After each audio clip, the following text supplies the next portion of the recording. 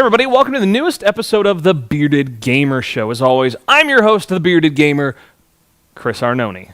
All right, how about the week's good news, bad news?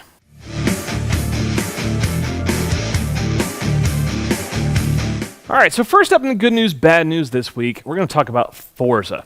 Now, they've already announced that Forza Motorsport 5 will be coming out next year. They really do want to keep pushing the biannual release schedule for Forza. So we can definitely look forward to Forza 5 next year, 2013. We just got a new one in 2011.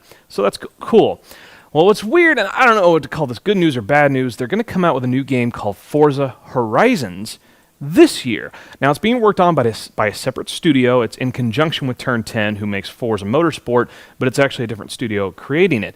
And we don't really know much about it at all yet. There's been a teaser trailer, which shows no gameplay. It's like just stock footage of some fast cars and some people partying. I don't know if maybe they're trying to say it's going to be like open world, or maybe it's just more accessible than the simulator that is Motorsport.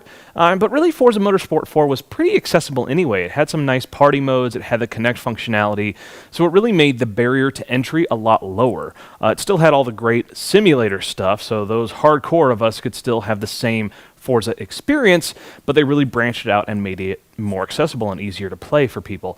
So I really don't know, but indeed we are going to basically turn Forza into an annual event, just alternating between Motorsport and Horizon. Well, at least if this first Horizon does well enough to warrant a second.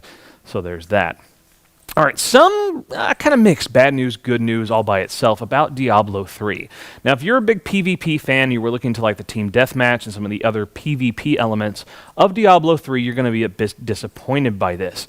They've announced they are going to delay the PvP aspect of Diablo 3 to make sure that the rest of the game hits their internal launch window, whatever it is they're shooting for. They've said that the actual core campaign and co-op campaign and everything that's, standard Diablo stuff is really close to being done. But the PvP just isn't up to the standards that they set for themselves. And then rather than have the whole game get delayed because of PvP, they're going to launch the main game and then add the PvP in when it's truly ready for prime time. So I think it's good news overall. It means there's less delay than we would already see with Diablo 3. I'd rather them not have to keep pushing it back, and there will be plenty to do before the PvP actually launches. That's even if you're into PvP at all. If you're not, then hey, you don't even give a crap about this. So I'm going to say it's good news. How about that? All right, some definitely good news. Now, Quantic Dream, this is the studio behind Heavy Rain, has now shown off one of their newest projects that they're calling Kara. Now, some of you may remember the casting. Now, this was something they did back in 2005, when the PlayStation 3 was pretty much brand new at the time, just showing off sort of what the technology can do, some of their motion capture tech and whatnot, and showing how you could capture an actor and real emotion in a video game.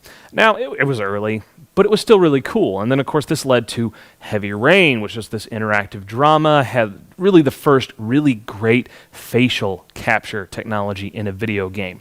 Now, Kara, you compare Kara, this newest thing, to the casting, it really shows you how far the tech has come and what more they're capable of doing. And I'm sure this is showing off their new mocap / facial capture technology.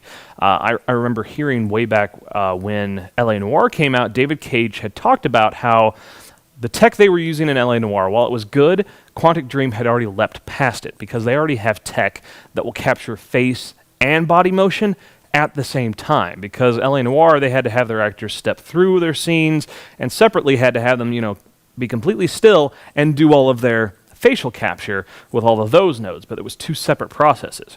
Well, this just goes all at once.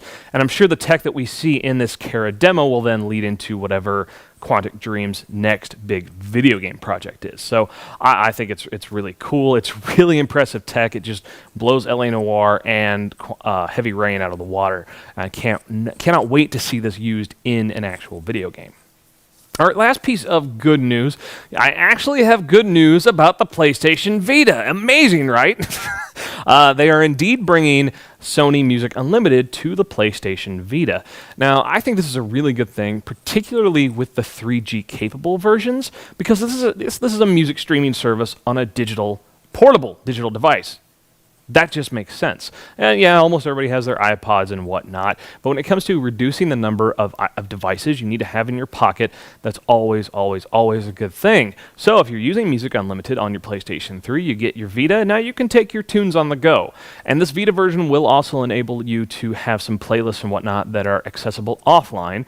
So even if you only have a Wi-Fi version, you can, download some of those playlists, go on the go, and you'll still have your music. They're also going to work on some new tech that allow you to sort of sync between your different Sony devices. And so if you're playing a song, you can play it on all the devices at once and sync them together.